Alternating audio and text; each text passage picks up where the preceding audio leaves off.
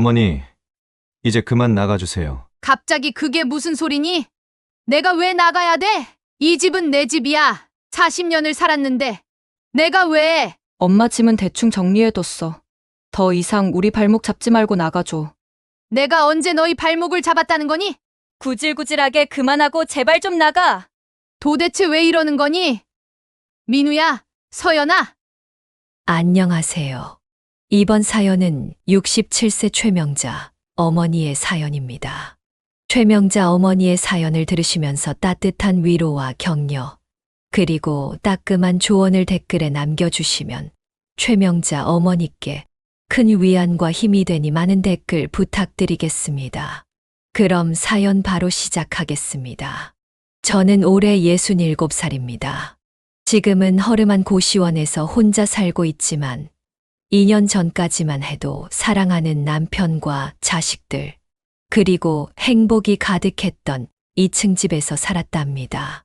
40년을 같이 살았던 남편은 늘 저를 아끼고 사랑해줬어요. 퇴직하고 나서는 매일 아침 정원에서 장미꽃을 가꾸면서 여기 있는 꽃보다 우리 아내가 더 예쁘네. 이렇게 말해주곤 했죠. 그럴 때마다 쑥스러워서 얼굴이 빨개졌는데 지금 생각하면 그때 더 많이 웃어줄 걸 그랬나 봐요. 우리 민우는 대기업에 들어가서 승승장구하는 아들이었고 서연이는 디자인 회사에서 일하면서 제 눈에는 늘 예술가처럼 멋져 보이는 딸이었어요. 둘 다 결혼은 안 했지만 같이 살면서 서로 의지하며 지냈답니다. 아침이면 제가 아이들 출근길에 맞춰 식사를 준비하고 퇴근할 때쯤이면 좋아하는 반찬을 미리 준비해 두곤 했어요. 역시 엄마 멸치볶음이 제일 맛있어. 이렇게 말하며 서연이가 환하게 웃던 모습이 아직도 눈에 선하네요. 주말이면 온 가족이 거실에 모여 앉아 TV도 보고 이런저런 이야기도 나누고 그랬어요. 민우가 회사에서 있었던 일을 이야기하면 남편은 귀 기울여 들어주면서 이것저것 조언도 해주고 서연이는 가끔 월급 들어온 날이면 엄마, 나 월급 들어왔는데 우리 다 같이 외식하러 가자. 내가 쏠게. 이렇게 말하며 제 손을 잡곤 했죠. 그때는 그게 당연한 일상인 줄 알았는데 지금 생각하면 그때가 꿈만 같네요. 그러던 어느 날이었어요. 평소처럼 정원에서 장미꽃을 가꾸던 남편이 갑자기 가슴을 부여잡더니 쓰러진 거예요. 처음에는 단순 과로인 줄 알았죠. 하지만 큰 병원에서 정밀 검사를 받고 들은 말은 폐암 말기. 시간이 얼마 남지 않았다는 거였어요. 하늘이 무너지는 것 같았습니다. 여보, 우리가 같이 나이 들어가면서 손자, 손녀 재롱도 보고 그러자고 했잖아요. 하면서 울던 제 모습이 아직도 생생해요. 저희 집은 서울 변두리에 있는 2층 집이었어요. 남편과 제가 열심히 일해서 모은 돈으로 장만한 집이라 더 애착이 갔던 곳이죠. 위층에는 민우랑 서연이가 각자 방을 쓰고 아래층은 저희 부부가 쓰면서 거실이랑 부엌을 다 같이 사용했어요. 봄이면 정원에 장미꽃이 피고 가을이면 단풍이 들어서 얼마나 예뻤는지 몰라요. 남편이 아프고 나서는 거실에 병상을 차려놓고 간호를 했어요. 처음에는 자식들도 많이 도와줬어요. 민우는 병원비를 걱정하지 말라면서 자기가 책임지겠다고 했고 서연이도 퇴근하고 오면 남편의 병간호를 도맡아 했죠. 하지만 남편의 건강 상태는 계속 나빠만 졌어요. 임종 직전에 남편이 제 손을 잡더니 여보, 미안해요. 내가 먼저 가게 되어서 우리 애들 잘 부탁해요. 라면서 눈물을 흘렸어요. 마음 약한 소리 하지 말아요. 당신 꼭 회복할 거고 우리 애들이 당신 지켜줄 거예요. 라고 대답했죠. 그때만 해도 전 정말 그렇게 믿었거든요. 하지만 남편은 얼마 버티지 못하고 먼저 떠나버렸죠. 그리고 아들과 딸의 태도는 장례식장에서부터 모든 게 달라지기 시작했어요. 조문객들이 돌아간 밤, 민우가 갑자기 보험금 얘기를 꺼내더니 서연이도 집 명의가 어떻게 되어 있냐고 물어보는 거예요. 아버지가 돌아가신 게 너무 슬퍼서 그런가 보다 하고 넘겼는데 지금 생각하면 그때부터였던 것 같아요. 자식들의 달라진 눈빛이 시작된 게 남편이 남긴 재산이라곤 우리가 살던 집과 약간의 보험금이 전부였어요. 열심히 살았지만 자식들 대학 보내고 나니 모아둔 돈이 많지는 않았거든요. 장례를 치르고 일주일쯤 지났을까. 민우가 통장 관리를 자기가 하겠다고 하더라고요. 어머니, 제가 회사에서 재무팀 일을 하니까 제가 관리하는 게 좋을 것 같아요. 서연이도 거들었죠. 맞아. 엄마는 이제 편하게 쉬고 오빠가 관리하는 게 좋겠어. 그때부터였을까요? 우리 가족이 서서히 무너지기 시작한 게 식구들이 모여 앉아도 더 이상 웃음이 없었어요. TV 소리만 덩그러니 울리고 밥을 먹어도 각자 방에서 먹는 날이 많아졌죠. 명절에 음식을 해도 예전처럼 도와주지도 않고 맛있다는 말 한마디 없이 자기 방으로 들어가 버리고 냉장고에 있는 반찬들은 점점 쉬어갔어요. 남편이 있을 때는 상상도 못했던 일들이 일상이 되어버린 거죠. 엄마, 그 돈 어디다 쓴 거야? 통장 비밀번호 바꾸셨어요? 엄마, 이제 우리 생각도 좀 해줘야 되는 거 아니야? 이런 말들을 아들과 딸에게 하루에도 몇 번씩 들었죠. 남편과 함께 일구어온 우리 집에서 마치 저는 손님이 되어버린 것 같았어요. 남편이 먼저 가고 저는 매일 밤마다 잠이 안 왔어요. 남편한테 미안하고 자식들이 변할까 두렵고 내가 뭘 잘못한 걸까 자책도 하고 창문 밖달만 바라보며 한숨 쉬는 날이 많아졌답니다.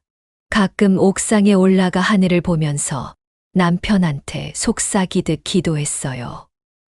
여보, 우리 민우하고 서연이가 점점 왜 저렇게 변하는 걸까요? 제가 뭘 잘못한 걸까요? 그때는 몰랐어요.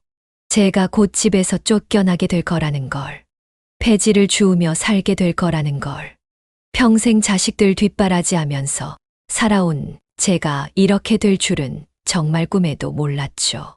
그렇게 남편이 떠나고 한 달쯤 지났을까요? 아침상을 차리고 민우를 불렀더니 저 지금 바로 나가봐야 돼요. 라면서 대충 인스턴트로 때우고 나가버리더라고요. 서연이도 나 요즘 다이어트 중이야. 이렇게 말하면서 제가 끓여둔 미역국은 쳐다보지도 않았어요.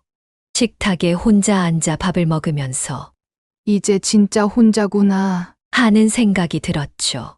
남편이 살아있을 때는 항상 여보, 오늘도 맛있네요. 라며 웃어주던 게 생각나서 눈물이 났어요. 부엌에서 설거지를 하고 있으면 아들과 딸이 지나가면서도 인사 한 번 없었죠. 마치 제가 투명인간이라도 된 것처럼 말이에요. 민우야, 서연아, 하고 불러도 대답도 없이 자기네 방으로 들어가 문을 쾅 닫아버리곤 했어요. 그래도 처음에는 아버지를 잃은 슬픔 때문에 그러려니 했는데 날이 갈수록 상황은 더 나빠지더라고요. 제가 복도에서 마주치기라도 하면 어휴 하면서 한숨을 쉬고 돌아서 가버리는 거예요. 아침에 일어나면 제일 먼저 하는 게 자식들 표정 살피기였어요. 기분 좋은 날이면 그나마 대답이라도 해주니까 오늘은 좀 말해줄까 하는 기대를 하면서요. 그런데 대부분은 실망뿐이었어요. 그러다 보니 점점 방 안에서 나오기가 무서워졌어요. 거실에서 마주치기라도 하면 날카로운 눈빛으로 쳐다보면서 엄마, 오늘은 어디 안 나가? 라고 하는 날도 있었거든요. 아들과 딸에게 그런 말을 계속 듣다 보니 결국 저는 방에서만 지내게 됐죠. 화장실 가는 것도 아이들이 출근하고 난 뒤에, 퇴근하기 전에 그렇게 애들을 피해서 움직이게 되더라고요. 그래도 매일 아침 일찍 일어나서 집안일은 했어요. 청소하고 빨래하고 설거지하고 제가 안 하면 집안이 엉망이 될 것 같아서였죠. 어느 날은 민우 와이셔츠에 단추가 떨어져 있길래 밤새 꿰매 놓았는데 아침에 보더니 어머니가 만지면 더 망가질까봐 걱정됐는데 역시나. 라면서 던져버리더라고요. 서연이의 옷도 정성껏 다림질해서 걸어뒀는데 엄마!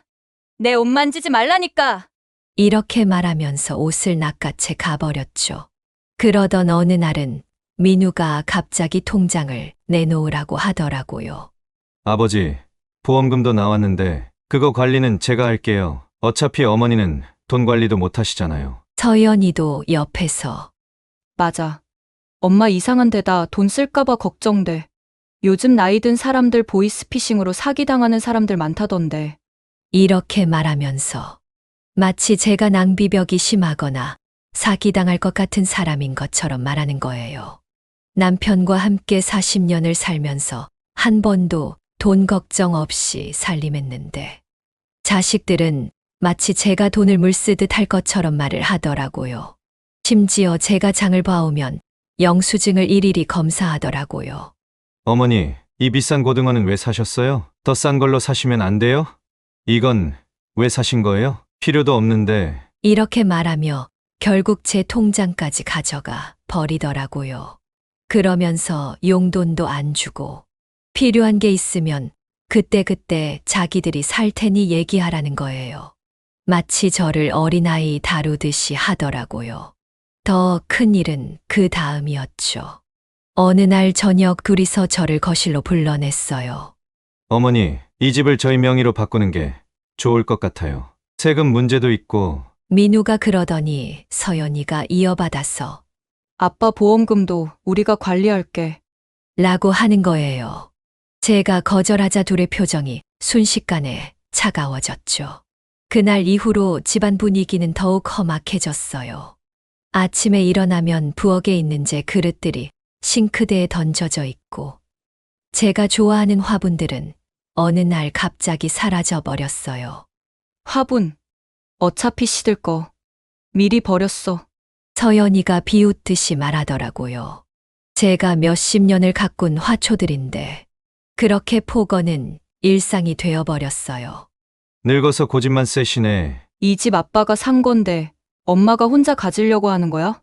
하루에도 몇 번씩 그런 말들을 들어야 했어요.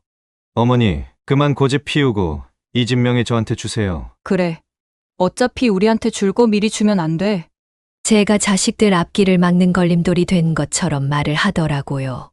밥을 먹다가도, TV를 보다가도, 심지어 제가 화장실을 사용한다고 짜증을 내기도 했죠. 어머니, 화장실은 좀 깨끗이 쓰시라니까요. 엄마! TV 소리 좀 줄여! 이런 말들이 끊이질 않았어요. 이런 생활이 계속되다 보니 잠들기 전에 항상 우는 게 일상이 되어버렸어요. 자다가도 악몽을 꾸고 깨고 아침에 일어나기가 무서워졌죠. 머리가 아프고 가슴이 답답하고 숨쉬기도 힘들었어요. 병원에 가보니 우울증이라고 하더라고요. 의사 선생님이 힘드시죠? 이렇게 물어보시는데 눈물만 나더라고요. 그래서 약을 타왔지만 그걸 먹는 것도 아이들 몰래 해야 했어요. 어머니, 또 돈 쓰신 거예요? 그거 무슨 약이에요? 하면서 의심의 눈초리를 보내니까요. 그리고 빨래도 일부러 제 옷만 절대 섞지 않았어요. 엄마 옷하고 같이 세탁기에 돌리지 마. 냄새 나는 것 같아. 딸 서연이가 이런 말을 하면서 평생을 깔끔하게 살아온 저를 더러운 사람 취급을 하더라고요. 창밖을 보면서 생각했어요. 내가 뭘 그리 잘못했을까? 이렇게 자식들한테 미움받을 일을 했나? 남편과 찍은 사진을 보면서 밤새 눈물을 흘리기도 했죠. 여보, 우리 자식들이 이렇게 변할 줄 알았어요? 내가 잘못 키운 걸까요? 그렇게 매일 밤 혼잣말하는 게 습관이 되어버렸죠. 창문을 열면 시원한 바람이 불어오는데 그 바람에 몸을 맡기고 싶은 충동도 들었어요. 하지만 그럴 때마다 남편 생각이 나서 참았죠. 몸도 점점 야위어 갔어요. 밥을 제대로 못 먹어서 그런지 옷이 헐렁해지고 얼굴도 초췌해져 갔죠. 거울을 보면 낯선 사람처럼 느껴졌어요. 예전에는 동네 마실 나가면 아줌마, 참 굽네. 하고 인사하던 이웃들도 요즘 많이 힘드신가 봐요. 라고 말하더라고요. 아직 더 큰 시련이 남아있다는 건 그때는 몰랐어요. 제가 곧 이 집에서 쫓겨나게 될 거라는 것도, 그리고 그 후에 제 인생이 어떻게 바뀌게 될지도 그저 하루하루를 버티는 게 전부였답니다. 남편이 떠난 후 처음 맞이하는 추석이 다가오고 있었는데, 그때까지만 해도 제가 그렇게 비참한 신세가 될 줄은 꿈에도 몰랐어요. 추석 전날 아침이었어요. 평소처럼 일찍 일어나 방문을 열었는데 거실에서 민우와 서연이가 저를 기다리고 있더라고요. 어머니, 이 집 명의 저희한테 안 주실 거면 집에서 나가주셨으면 좋겠어요. 민우의 그 말이 마치 벼락처럼 제 귓가에 울렸어요. 서연이도 엄마는 자식들이 그렇게 부탁하는데도 안 들어주고 나도 엄마랑 같이 살기 지쳤어. 그러니까 바로 나가줬으면 좋겠어. 아니면 집 명의 넘기던가. 이렇게 말을 하는데 그 순간 다리에 힘이 풀려 주저앉고 말았어요. 이게 무슨 소리니? 내가 어디로 가란 거야? 손이 덜덜 떨리면서 눈물이 흘렀어요. 하지만 자식들의 눈빛은 차갑기만 했죠. 짐을 챙길 시간조차 주지 않았어요. 서연이가 검은 봉지에 제 옷 몇 벌을 대충 구겨 넣더니 현관 앞에 내려놓았죠. 엄마 물건들은 나중에 정리해서 보낼게. 그게 마지막이었어요. 민우가 문을 열어주면서 나가세요. 라고 했을 때 40년을 살아온 우리 집 문이 제 뒤로 닫히는 소리가 어찌나 크게 들리던지 그렇게 정신없이 쫓겨나서 찾아간 곳이 동네 찜질방이었어요. 가진 돈이라곤 지갑에 있던 10,000원짜리 한 장뿐이었죠. 하루 이용료 10,000원을 내고 들어갔는데 따뜻한 온돌에 누우니까 그제야 실감이 나더라고요. 내가 정말 집에서 쫓겨난 거구나. 찜질방 안에서 처음으로 큰 소리로 울었어요. 다른 사람들의 시선도 신경 쓰이지 않았어요. 그저 울고 또 울었죠. 이틀째 되는 날, 더 이상 찜질방에 있을 수가 없었어요. 돈이 없으니까요. 그때 찜질방 TV에서 어떤 할머니가 폐지를 주워서 생활하신다는 방송을 보게 됐어요. 나도 저렇게라도 해야겠다. 라고 생각하고 그날부터 폐지를 줍기 시작했죠. 처음에는 너무 창피해서 새벽에만 다녔어요. 길에 버려진 박스들을 주우면서 매번 누가 나를 보지는 않을까 주변을 살폈죠. 손이 더러워지고 허리는 아팠지만 그래도 그게 제가 할 수 있는 유일한 일이었어요. 한 달쯤 지나니까 찜질방에서는 더 이상 지내는 게 너무 불편하더라고요. 그래서 지하철역 근처 고시원을 찾아갔죠. 보증금 100만 원에 월세가 25만 원. 폐지를 주워서 버는 돈으로는 빠듯했지만 그래도 잠은 자야 했으니까요. 방이라고 해봐야 좁은 창고 같은 곳이었죠. 손을 뻗으면 양쪽 벽에 닿을 정도. 하지만 그래도 제 공간이 생겼다는 게 그렇게 감사하더라고요. 식사는 동네 무료급식소에서 해결했어요. 처음에는 그곳에 가는 게 너무 부끄러웠어요. 하지만 배고픔이 부끄러움을 이겨냈죠. 거기서 만난 할머니들과 이야기를 나누다 보니 저만 이런 처지가 아니더라고요. 딸이 사기를 당했다고 보증을 섰다가 집을 날린 할머니, 아들의 사업 빚을 떠안고 거리로 나온 할머니, 다들 저마다의 사연을 안고 살아가고 계시더라고요. 그 중에서도 특히 가깝게 지내게 된 분이 계셨죠. 폐지를 주우신 지 10년이 넘으셨다는 순자 할머니.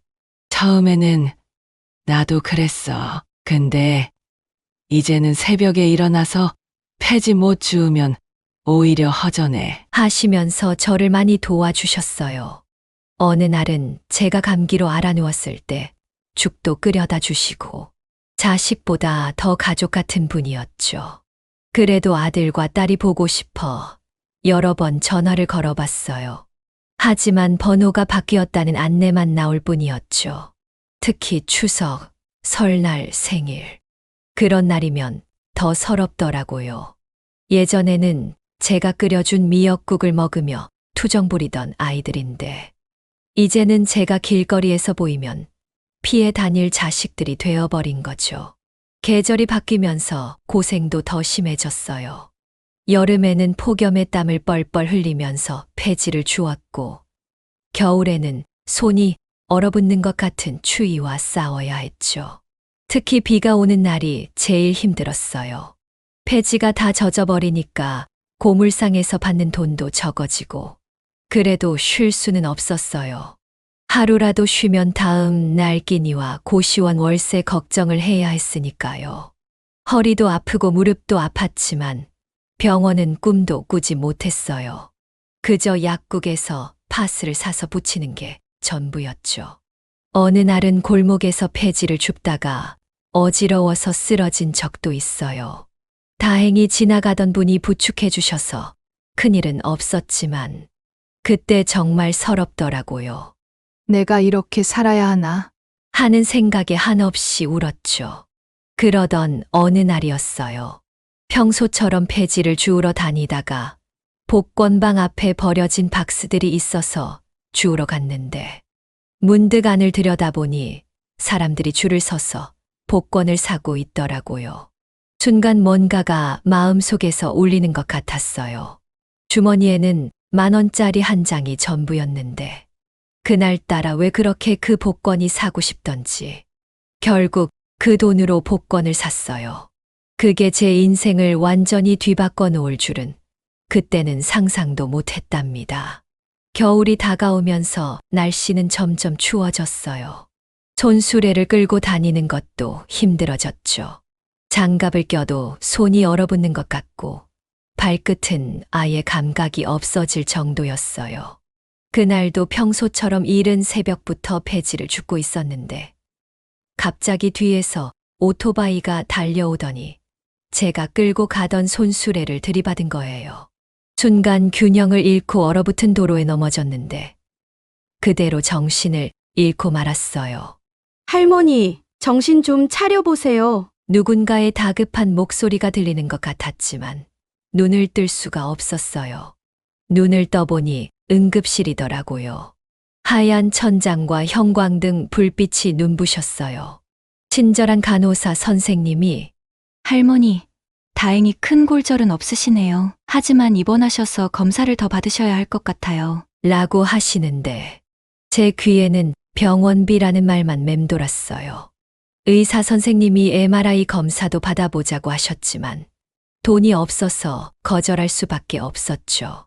괜찮아요. 그냥 좀 쉬면 나아질 거예요. 그렇게 말씀드리는데 목이 메어서 더는 말을 잇지 못했어요.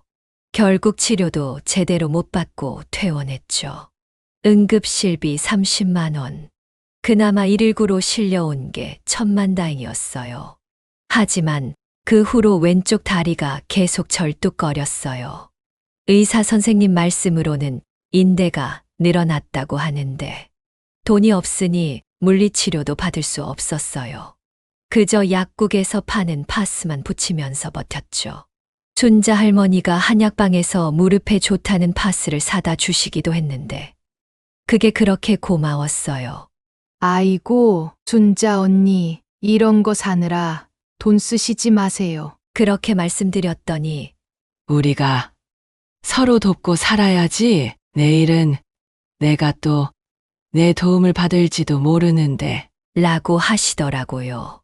그러던 어느 날은 지하철역 앞에서 폐지를 줍다가 민우와 마주쳤어요.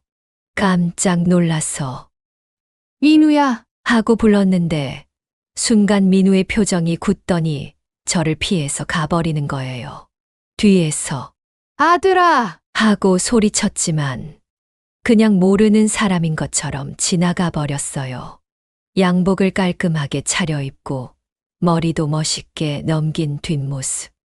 제가 키운 아들 맞나 싶더라고요. 그 순간 다리에 힘이 풀려서 그 자리에 주저앉고 말았죠. 지나가던 사람들이 쳐다보는데도 눈물이 멈추질 않았어요. 옆에 있던 폐지도 그대로 두고 고시원으로 돌아왔답니다. 일주일 후에는 서연이를 마주쳤어요.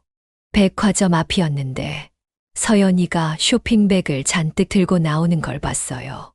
예쁜 옷도 입고 화장도 곱게 하고 저랑 같이 살 때는 월급이 적다고 늘 투덜거리더니 명품백까지 들고 있더라고요. 분명 서연이도 저를 봤을 텐데 휙 고개를 돌리고 택시를 잡아 타더라고요. 제가 빨래해주고 다림질해주던 딸인데 이제는 저를 그냥 쓰레기 줍는 할머니로 취급하더라고요. 그 뒷모습을 보면서 가슴이 찢어지는 것 같았어요. 발걸음을 옮기다가 백화점 쇼윈도에 비친 제 모습을 보고 깜짝 놀랐어요. 허름한 옷차림에 쭈그린 허리, 얼굴은 주름투성이. 서연이가 절 모른 척한 게 이해가 되더라고요.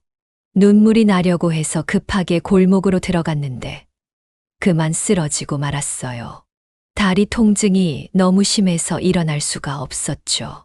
한참을 그렇게 있다가 겨우 일어났는데 그날 이후로 다리가 더 심하게 아프기 시작했어요.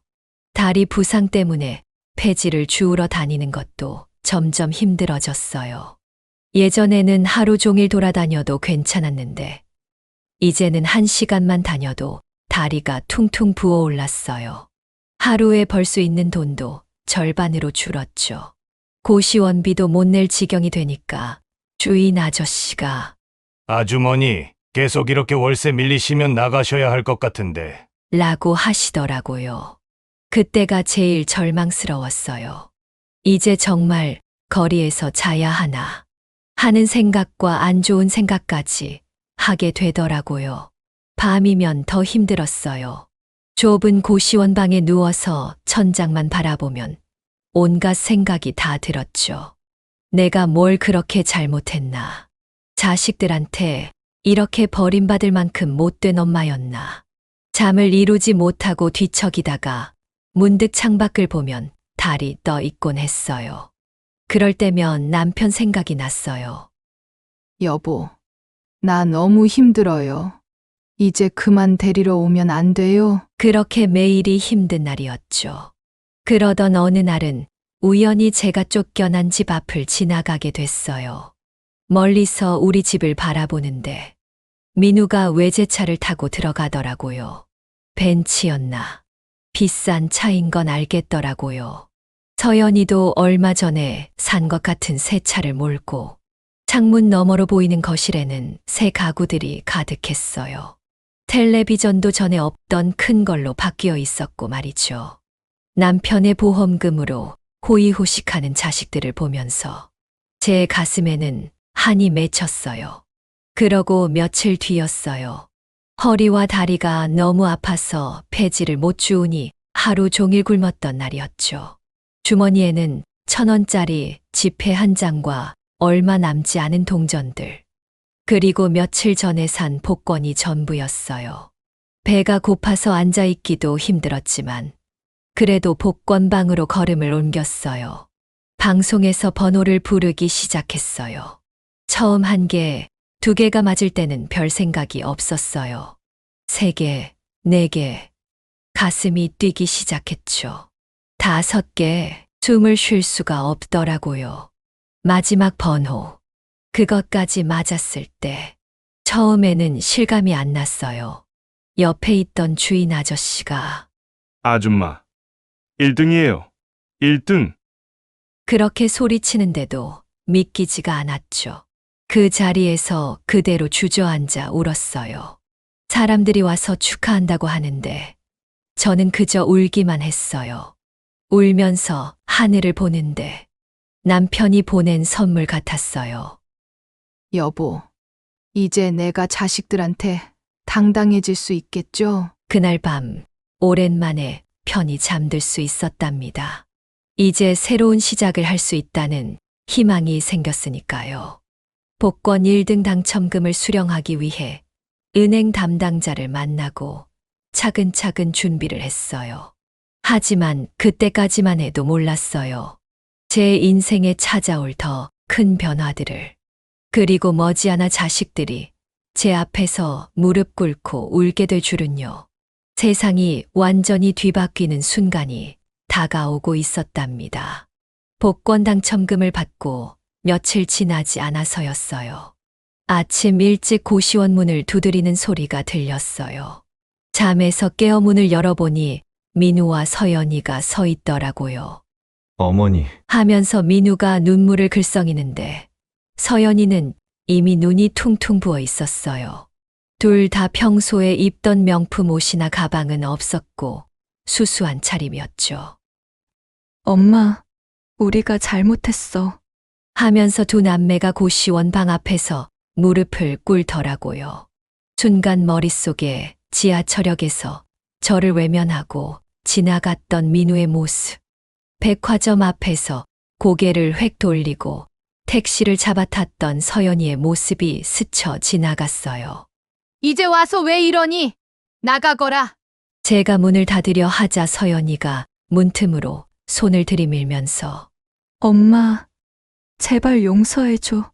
우리가 정말 잘못했어. 그때 엄마를 그렇게 내쫓은 게 얼마나 큰 죄인지 이제 알았어. 이렇게 말하며 빌더라고요. 민우도 어머니, 저희가 얼마나 불효했는지 이제야 깨달았어요. 제발 용서해 주세요. 이제부터 잘할게요. 라며 애원했죠. 그렇게 자식들이 들어와서는 한참을 무릎 꿇고 앉아 울면서 용서를 빌었어요. 아버지가 돌아가시고 어머니를 그렇게 내쫓은 게 정말 죽을 죄를 지었어요. 민우가 그렇게 말하는데 문득 제가 폐지를 줍다가 쓰러졌을 때가 떠오르더라고요. 그때 옆을 지나가던 사람들은 저를 도와줬는데 내 자식들은 오히려 저를 피해 다녔다는 게. 그렇게 일주일이 지나고 자식들의 태도는 점점 더 적극적으로 변해갔어요. 아침에는 민우가 회사 가기 전에 들러서 죽을 사오고 점심때는 도시락을 배달시켜주고 저녁에는 서연이가 반찬을 들고 와서는 엄마, 이거 내가 직접 만들었어. 예전에 엄마가 해주던 것처럼 만들어 보려고 했는데 맛이 있으려나 모르겠네. 라고 하더라고요. 하지만 전 알 수 있었어요. 가게에서 산 반찬이라는 걸. 게다가 서연이는 라면도 제대로 끓일 줄 모르는 아이였는데 갑자기 요리를 한다는 게 말이 되나요? 매일 아침 자식들은 번갈아 가며 고시원으로 왔어요. 어머니, 오늘은 등산복 사러 가요. 등산 좋아하시잖아요. 엄마, 내가 미용실 예약해놨어. 파마도 하고 염색도 하고. 한 번도 제게 관심 없던 아이들이 이제 와서 이러는 게 참 우습더라고요. 특히 서연이는 엄마, 이제 우리 집으로 가자. 내가 정말 앞으로 효도할게. 라고 하는데 예전에 엄마는 왜 자꾸 내 눈앞에 알짱거려? 저한테 이렇게 말했던 딸의 목소리가 아직도 귓가에 생생한데 말이에요. 제가 복권에 당첨된 걸 어떻게들 알았는지 친척들도 하나둘씩 찾아오기 시작했어요. 명절 때도 안 오던 사람들이 갑자기 관심을 보이는 게 우습더라고요. 형님, 저번에 그런 일이 있었다면서요? 제가 진작 알았더라면 도와드렸을 텐데. 작은 어머니, 저희가 너무 못되게 굴었네요. 이제라도 자주 찾아뵐게요. 다들 돈 냄새를 맡고 온 거였죠. 어떤 조카는 사업 자금이 필요하다면서 슬쩍 이야기를 꺼내기도 했고, 다른 친척은 자기 자식 유학 보내는데 도움을 줄 수 없냐고 물어보더라고요. 결정적인 순간은 민우가 서류 봉투를 들고 왔을 때였어요. 어머니, 당첨금 관리는 어떻게 하실 거예요? 제가 좀 도와드릴까요? 그 말을 듣는 순간 예전에 통장을 달라고 하면서 했던 말과 똑같은 톤, 똑같은 표정이었죠. 서연이도 그래, 엄마. 오빠가 알아서 잘 해줄 거야. 믿고 맡겨봐. 라고 거들었죠. 전부 돈을 노린 연기였다는 게 확실해졌죠. 사실 전 이미 다 준비를 해놓은 상태였어요. 변호사님과 상담도 하고 앞으로의 계획도 세워놓았죠. 괜찮아. 이미 다 처리했어. 제가 그렇게 말하자 민우의 표정이 굳더라고요. 어머니, 무슨 말씀이세요? 서연이도 당황한 듯 했고요. 그래. 너희들 살던 집 내 명의로 되어 있던 거 알지? 이제 그 집은 없어. 새로운 주인한테 팔았어. 그 말이 끝나기가 무섭게 민우가 벌떡 일어났어요. 어머니! 그게 무슨 짓이에요? 저희는 어디서 살라고? 그리고 그 집은 아버지가 남기신 집이잖아요. 아들의 말이 끝나기도 전에 제가 준비해간 서류를 꺼내서 보여줬어요. 집 매매 계약서였죠. 한 달 시간을 줄 테니 그 집에서 너희 둘 다 나가거라. 민우의 얼굴이 새하얘지더라고요. 서연이는 그 자리에서 울음을 터뜨렸고요. 이게 말이 돼요? 어머니가 어떻게? 우리가 그래도 자식인데. 민우가 소리를 지르려는데 제가 말을 끊었어요. 너희가 날 내쫓았을 때는 말이 됐니? 추운 겨울날 폐지 줍는 너희 어미를 본 척만 척할 때는 괜찮더니 이제 와서 그런 말이 나오니? 서연이가 제 다리를 붙잡고 늘어지면서 엄마, 제발. 내가 잘못했어. 다시 한 번만 기회를 줘. 하고 빌었지만 전 이미 마음을 굳힌 상태였죠. 너희가 날 내쫓을 때 내가 얼마나 빌었는지 기억나니? 추운 겨울날 이 늙은이가 얼마나 무릎 꿇고 빌었는지. 그때는 너희가 뭐라고 했지? 이제 그만 나가세요라고 했잖아. 그리고 마지막으로 한마디를 더 했어요.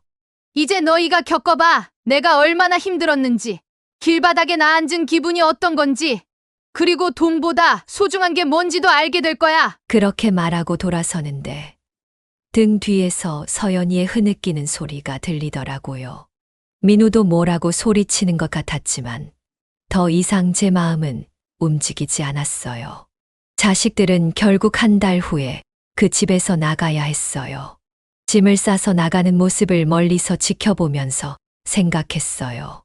여보, 이제 제가 당당해졌네요. 우리 자식들한테 제대로 된 교훈을 준 것 같아요. 돈이면 다 된다고 생각하는 그 마음, 이제는 좀 바뀌겠죠? 그렇게 자식들과의 일을 마무리하고 제일 먼저 찾아간 곳은 남편 묘소였어요.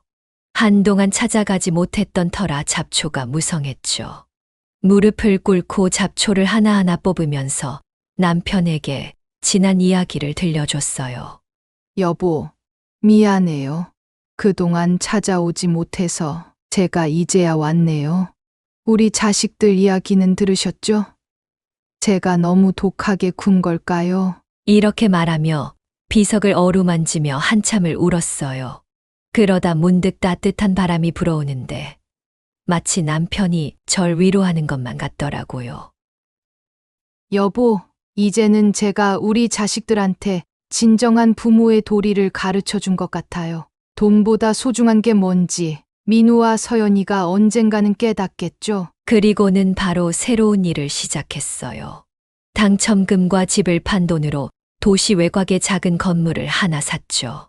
폐지 줍는 할머니들을 위한 쉼터로 만들기 위해서였어요. 건물을 고치고 시설을 갖추는데 비용이 상당 부분 들었지만 전혀 아깝지 않았어요. 오히려 이렇게 의미 있게 쓸 수 있다는 게 감사하더라고요. 쉼터 문을 연 날 순자 할머니가 제일 먼저 찾아오셨어요. 이런 좋은 곳을 만들어줘서 고마워. 이제 우리 같은 사람들도 쉴 곳이 생겼네. 하시면서 눈물을 글썽이시더라고요. 쉼터에는 따뜻한 온돌방도 만들고 샤워실도 설치하고 작은 식당도 마련했어요. 매일 아침 할머니들과 함께 밥을 먹으면서 이야기꽃을 피우는 시간이 하루 중 제일 행복한 순간이 됐답니다. 특히 기뻤던 건 할머니들이 폐지를 주워오면 정당한 가격에 매입해주는 시스템을 만든 거예요.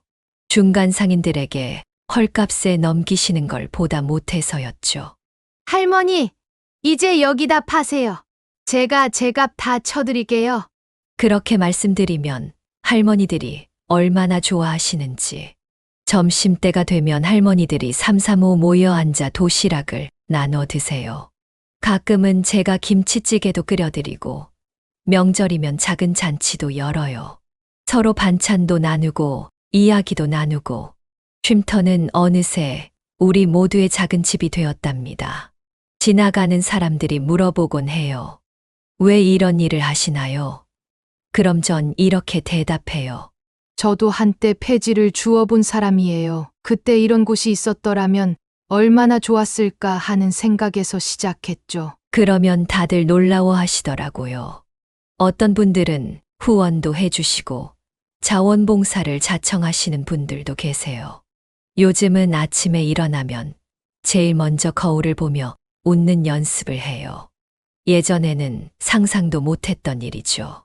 하루하루가 감사하고 새로운 일들로 가득 차니까 시간 가는 줄도 모르겠더라고요. 가끔 마트에 장을 보러 가면 예전처럼 비싼 고등어를 사도 눈치 볼 사람이 없어서 참 좋아요. 제가 좋아하는 화초들도 다시 키우기 시작했고요. 물론 가끔은 자식들 생각이 나기도 해요. 명절이나 제사 때면 더욱 그렇죠. 하지만 이제는 미움보다는 애잔함이 더 크네요. 그래도 그들의 잘못을 용서할 수는 없어요. 다만 언젠가 그들이 진정으로 뉘우치고 인생의 참된 가치를 깨달았으면 하는 바람은 있답니다. 이제 저는 알았어요. 진정한 행복은 물질이나 혈연 관계가 아니라 서로를 이해하고 보듬어주는 마음에서 온다는 걸. 쉼터에서 만난 할머니들과 나누는 작은 정이 피 한 방울 섞이지 않았어도 가족보다 더 따뜻하다는 걸. 그리고 무엇보다 제가 얼마나 행복한 사람인지를요. 밤이면 옥상에 올라가 하늘의 별들을 바라보곤 해요. 여보, 저 이제 정말 행복해요. 당신이 늘 바랬던 것처럼 제 인생의 주인공으로 당당하게 살아가고 있어요. 그러면 어디선가 따뜻한 바람이 불어와 제 뺨을 쓰다듯 지나가곤 하죠. 그때마다 전 믿어요. 남편이 저를 보며 흐뭇하게 미소 짓고 있다는 걸. 이제 제 인생의 두 번째 봄이 시작됐어요. 그리고 이번에는 제가 주인공이랍니다. 여기까지 최명자 어머니의 사연이었습니다. 여러분은 어떻게 들으셨나요? 최명자 어머님의 사연을 들으시면서 많은 분들이 공감하시고 또 마음 아프셨을 것 같습니다. 자식을 위해 평생을 바치고도 홀로 고독과 싸워야 하는 부모의 마음이 어떠셨을지. 지금도 힘든 시간을 보내고 계신 부모님들이 계시다면 부디 희망을 놓지 마시기 바랍니다. 우리의 인생에서 가장 중요한 것은 바로 자기 자신입니다. 최명자 어머님께서 보여주신 것처럼 우리는 언제든 새로운 시작을 할 수 있고 또 다른 행복을 만들어갈 수 있습니다. 자식만이 전부가 아닌 이제는 나를 위한 삶을 살아보는 것. 그것이 우리가 찾아야 할 진정한 행복이 아닐까요? 여러분의 하루하루가 봄날의 햇살처럼 따뜻하시길 바랍니다. 구독과 좋아요, 알림 설정하시면 올라오는 사연을 빠르게 받아보실 수 있습니다. 그럼 다음 사연으로 찾아뵙겠습니다. 고맙습니다.